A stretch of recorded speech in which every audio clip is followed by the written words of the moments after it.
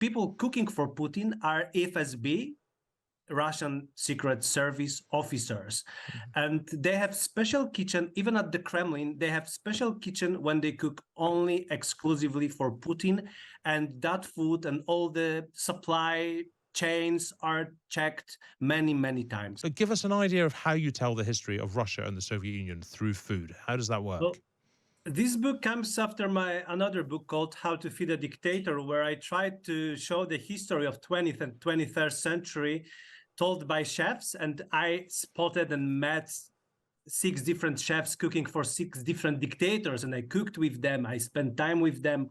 They shared the recipes and the secrets of their bosses. So in this case, I went to Russia and I tried to draw a picture of history of Russia in the last 100 years. And so we start from the death of the last Tsar, who was executed, but next to him was standing his personal chef, who had amazing life story. And I found his granddaughter who told me the story, told me why her grandfather didn't just escape. He had a chance to do that.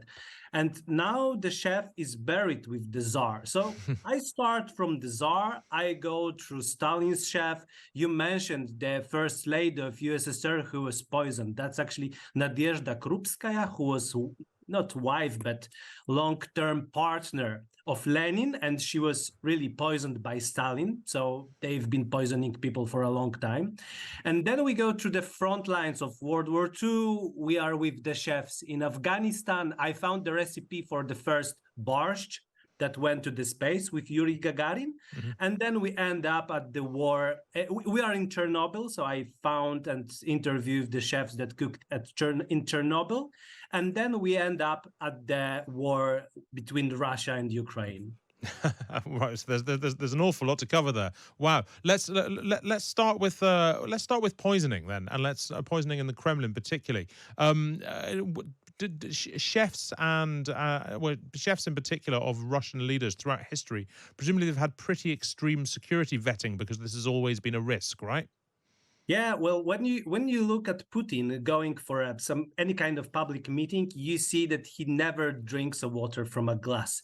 He always, and I don't know how you call it in English, it's thermos or just a coffee cup. A thermos, yeah. Yeah. So that's, and it's, if you check carefully, there is a small piece of paper on that. And usually there is a number, and it number says which security officer checked the water or chai, meaning tea, that he's drinking. So anything that goes to Putin's mouth has been checked, not double, not triple, I think at least 5 times. And I had a chance to interview to this book a long-term director of all the Kremlin's kitchens. His name was Viktor Belayev. And he had been working at the Kremlin for over 40 years. And for 20 years, he was the director. He was cooking for every USSR and then Russia leader, from Brezhnev through Gorbachev, Yeltsin, till Putin. And he told me that even for him, it was impossible to serve anything to Putin personally, because the people cooking for Putin are FSB, Russian Secret Service officers. And they have special kitchen, even at the Kremlin, they have special kitchen when they cook only exclusively for Putin. And that food and all the supply chains are checked many, many times. Wow. Wow, it's so complex, and I suppose so necessary from his perspective as well. Tell me about the hippo at the zoo in Leningrad during the siege in World War II. Well, the siege was horrible. It's probably, for Russians, it's one of the biggest traumas of the whole World War II, because Leningrad was blocked by Germans for almost 2 years, and people were starving to death. Like, there was literally nothing to eat. There was no grass. People were trying to eat candles, but hundreds of thousands of people died. But at the same time, you had a hippo at the Leningrad Zoo, and for the government, the hippo surviving the siege was kind of proof that they can make it.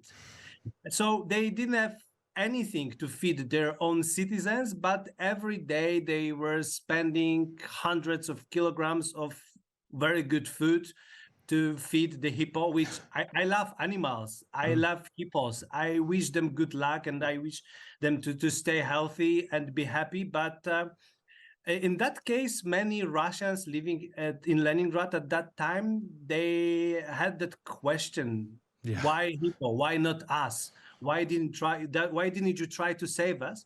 But actually, there is a link between Putin and the siege of Leningrad, because Vladimir Putin was born in Leningrad and he grew up in the post-war Leningrad.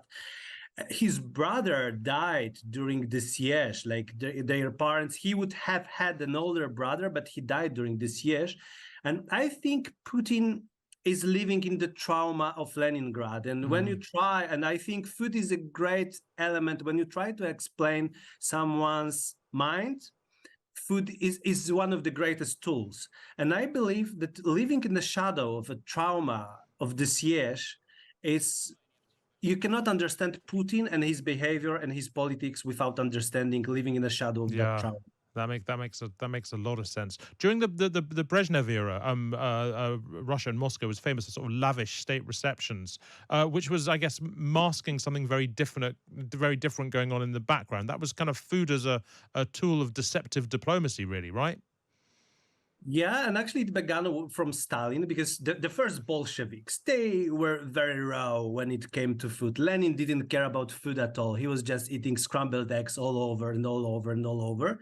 And Stalin for a while was the same, but then he hired amazing chef called Ignatashvili, and the full story of Alexander Ignatashvili is in the book, and it's really incredible. But shortly speaking, Ignatashvili was from Georgia, as Stalin was, and he reminded Stalin what means food in Georgia. And in Georgia, you use food to impress your opponents. Instead of making a clan war, you just invite your neighbors, you show off, you organize the greatest party they've ever seen, and then they understand it doesn't make sense to attack you because they cannot make it. Like, you are so rich. If you have money to organize such a great party, it means you're unbreakable.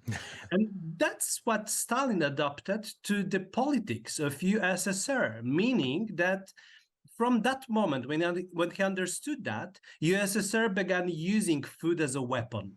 So whenever Stalin wanted to impress people, and we have diaries of Polish diplomats traveling to Moscow, to the Kremlin, to see Stalin during World War II and, trying to negotiate. And, you come from a country, they were coming from London sometimes, like General Sikorski, Polish prime minister during World War II.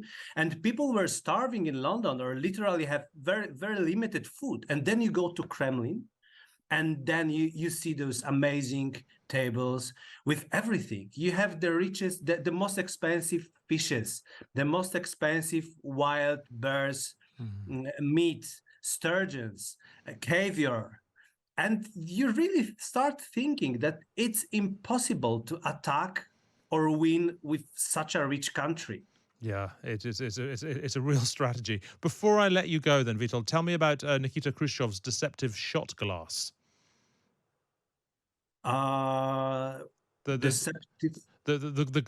glass he had to disguise how much how much he was drinking. No, not at all. Yeah, he had a fake glass for drinking, because drinking is a part of political life in Russia, pretty much. And when you were a first party secretary, you couldn't go and meet your comrades and not drink with them. So Khrushchev had a fake glasses for that.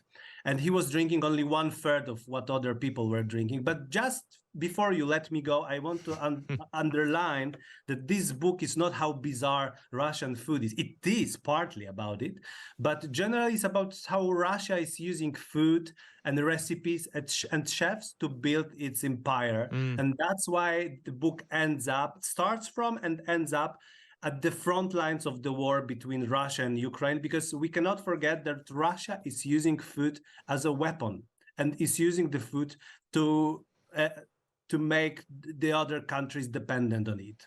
Yeah, absolutely.